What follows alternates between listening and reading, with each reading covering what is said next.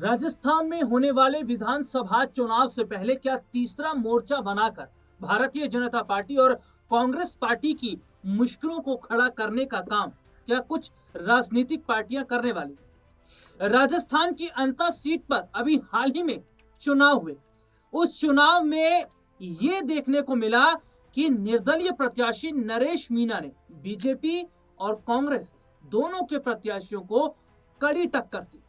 वो बात अलग है कि नरेश मीणा चुनाव हार गए, लेकिन नरेश मीणा के लिए जो जनता का समर्थन देखने को मिला, उसके बाद ही नरेश मीणा ने यह ऐलान भी कर दिया था कि वो तीसरा मोर्चा बनाएंगे। और हनुमान बेनीवाल ने इस खबर को और हवा दे दी, क्योंकि हनुमान बेनीवाल ने अभी हाल ही में एक सभा में तीसरा मोर्चा बनाने की बात कही। तो क्या ये जो तीसरा मोर्चा है, ये बीजेपी और कांग्रेस के लिए मुश्किलें खड़ी करेगा? और क्या इस तीसरा मोर्चा के जो प्रमुख रहेंगे या फ्रंट पर रहेंगे वो नरेश मीणा रहेंगे? क्या सीएम चेहरे के तौर पर भी उनको रखा जा रहा है?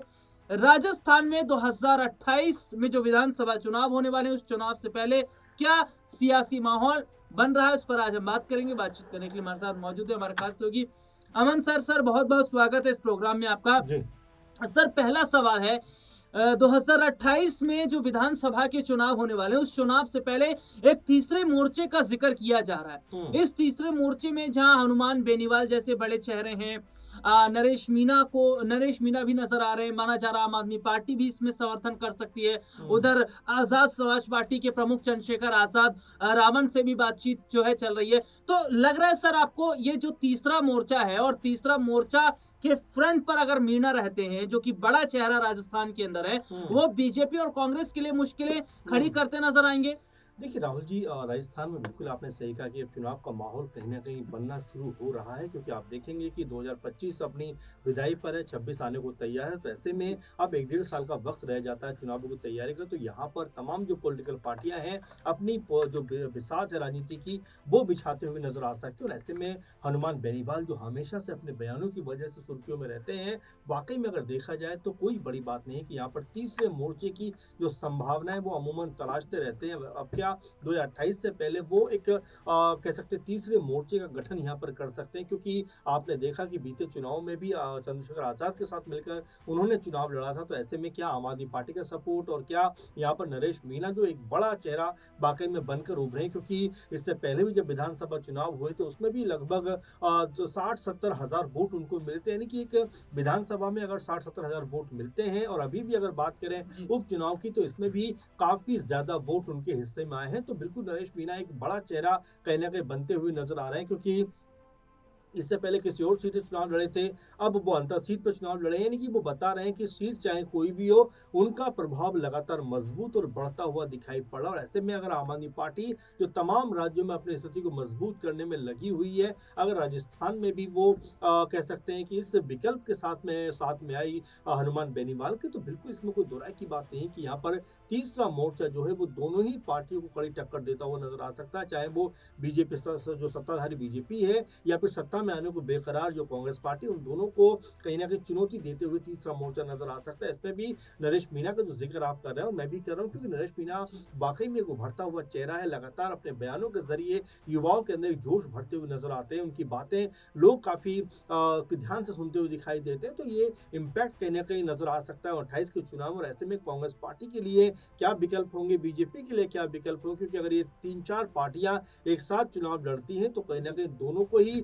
यहाँ पर नुकसान पहुंचाते हुए नजर आएंगे। तो ये देखा जा रहा है कि क्या राजस्थान के अंदर एक थर्ड फ्रंट तैयार हो रहा है, और क्या जो नरेश मीणा, जिन्हें कांग्रेस से टिकट नहीं मिला, उन्होंने निर्दलीय दांव खेला, लेकिन फायदा उतना नहीं हुआ, लेकिन जिस तरीके से उनके समर्थन में वोट नजर आए, ये आसान बात नहीं है। लेकिन एक सबसे बड़ा सवाल ये खड़ा हो जाता है कि क्या राजस्थान में जो विधानसभा चुनाव होने वाले हैं, उस चुनाव से पहले जो नरेश मीणा है, क्या वो वोट बैंक अपने लिए जुटा पाएंगे?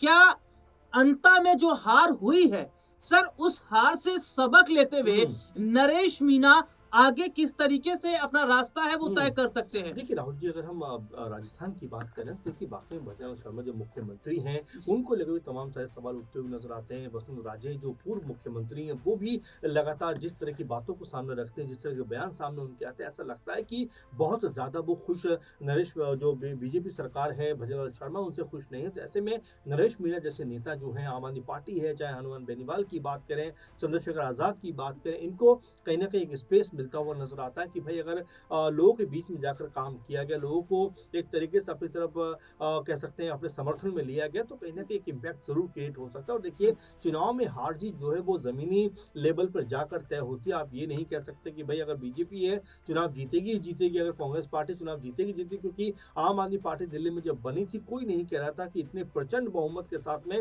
वो सत्ता में आती हुई दिखाई पड़ेगी। लेकिन जब चुनाव होते हैं, परिणाम सामने आते हैं, पता चलता है कि आम आदमी पार्टी के नेताओं ने, जिनको कोई ठीक से जानता भी नहीं था, जी, तमाम दिग्गजों को धूल चटा दी। तो ऐसे में राजस्थान के हवाले से भी कहा जा सकता है, क्योंकि अमूमन बीजेपी कांग्रेस के बीच ही टक्कर रही है, तो क्या ऐसे में थर्ड फ्रंट अगर बनता है तो क्या कोई बड़ी चुनौती यहाँ पर पेश करता हुआ नजर आएगा। और चूंकि नरेश मीणा का जिक्र इसलिए बार बार हो रहा है कि उभरते हुए नेता है, नए नेता है, भले ही दोनों चुनाव में उनको जीत ना मिली हो, लेकिन कहीं ना कहीं एक इम्पैक्ट उन्होंने वोटों के जरिए क्रिएट जरूर कर दिया है। जी, वोटों के जरिए उन्होंने इम्पैक्ट जरूर खड़ा किया है। लेकिन आज इस प्रोग्राम में हम एक चेहरा और है उसका जिक्र करेंगे और वो चेहरा है वसुंधरा राजे का। सर, वसुंधरा राजे का यहाँ मैं जिक्र इसलिए करना चाहूंगा क्योंकि लंबा अरसा उन्हें भी हो गया है, कोई बड़ी जिम्मेदारी उन्हें नहीं मिली है। बीजेपी में राष्ट्रीय अध्यक्ष पद की बात चल रही थी, उस पर अभी तक कुछ भी कहा नहीं जा पा रहा है, मुहर नहीं लग पा रही है। और ऐसे में 2028 का विधानसभा चुनाव नजदीक है। क्या लग रहा है सर, वसुंधरा राजे को मौका मिल पाएगा बीजेपी की तरफ से या फिर दोबारा से सीएम भजनलाल शर्मा पर दांव खेला जाएगा? देखिए बिल्कुल अभी हालांकि 28 में देर है, लेकिन 28 से पहले क्या कोई बड़ा काम या बड़ा जी, उलटफेर यहाँ पर हो सकती है, क्योंकि बीजेपी के तमाम राज्यों में हमने देखा, चाहे गुजरात की बात करें, उत्तराखंड की बात करें, कि वहाँ पर मुख्यमंत्री जो है वो एक तो कह सकते हैं 5 साल के दौरान भी कई बार बदलते हुए नजर आए। तो ऐसे में क्या राजस्थान में भी कोई बड़ी उलटफेर हो सकती है, क्योंकि भजनलाल शर्मा के जो बयान रहे हैं, जो काम रहे हैं, उनसे कई वर्ग अभी भी असंतुष्ट नजर आते हैं। कई जो बीजेपी के नेता हैं वो भी असंतुष्ट नजर आते हैं। आपको याद होगा कि जब लेंटर कांड हुआ था, यानी कि स्कूल की छत गिर गई थी, उस वक्त भी वसुंधरा राजे ने काफी ज्यादा बयानबाजी भजनलाल शर्मा सरकार को लेकर की थी कि भाई उनको पहले से सर्वे कराना चाहिए, पहले से ध्यान रखना चाहिए। तो आप समझ सकते हैं कि जी राजे सर। जो है बहुत ज्यादा खुश नजर नहीं आ रही है। तो ऐसे में बीजेपी जो आला कमान है वो भी भजनलाल शर्मा को लेकर कई बार ऐसा लगा उनके रुख को देखकर कि जी, बहुत ज्यादा खुश नहीं है। तो यहाँ पर क्या कोई बड़ा उलटफेर हो सकता है, क्योंकि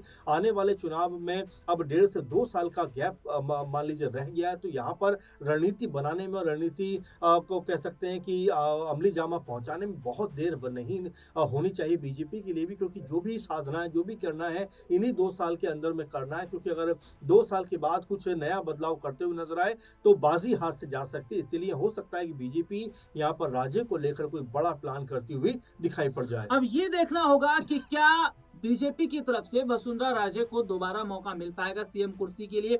और दूसरा सवाल है कि क्या जो थर्ड फ्रंट बन रहा है यहाँ पर, क्या उस थर्ड फ्रंट का चेहरा अगर नरेश मीणा रहते हैं तो क्या मीणा बीजेपी और कांग्रेस का खेल बिगाड़ते नजर आएंगे। फिलहाल इस प्रोग्राम में इतना ही। मुझे और सर को इजाजत दीजिए। नमस्कार।